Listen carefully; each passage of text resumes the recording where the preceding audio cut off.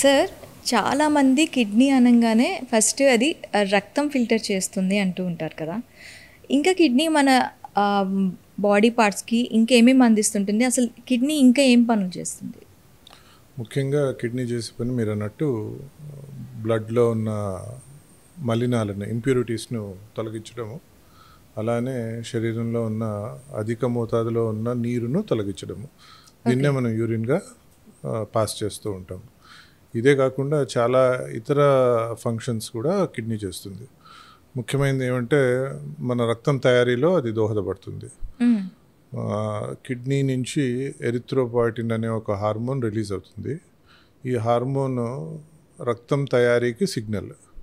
ఈ hormone signal ఉంటేనే రక్తం తయారీ అవుతుంది.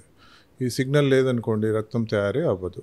సో ఒకవేళ దాని లోపం, ఆ హార్మోన్ లోపం వస్తే, అందుకే కిడ్నీ జబ్బులు ఉన్న వాళ్లకు, కిడ్నీ ఫెయిల్యూర్ ముఖ్యంగా ఉన్న వాళ్లకు ఈ తయారీ అనేది తక్కువ మోతాదులో ఉంటుంది.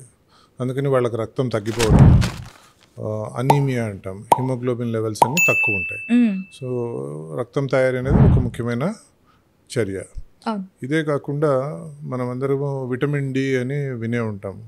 సో మనం తీసుకునే విటమిన్ డి అనేది ఒక రా ఫామ్. అది మన బాడీలో వెళ్ళాక యాక్టివ్ ఫామ్ లాగా మార్పు చెందాలి. సో ఆ మార్పు అనేది 2 ప్లేసెస్లో జరుగుతుంది.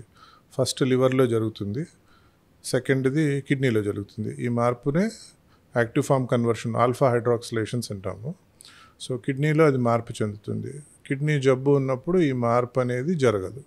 సో విటమిన్ డి తీసుకున్నా కూడా యాక్టివ్గా ఫామ్లోకి రాదు కాబట్టి దాని ఫంక్షన్స్ అనేటివి జరగవు. సో ఈ కిడ్నీ జబ్బు ఉన్న వాళ్ళకు బోన్స్ అన్నీ వీక్గా ఉండడము, ఫ్రాక్చర్స్ ఈజీగా అవ్వడము, బోన్ పెయిన్స్ ఉండడము, దీన్నే మెటబాలిక్ బోన్ డిసీజ్ అంటాం. సో కిడ్నీ ఫెయిల్యూర్లో ఇది కూడా ఒక లక్షణం.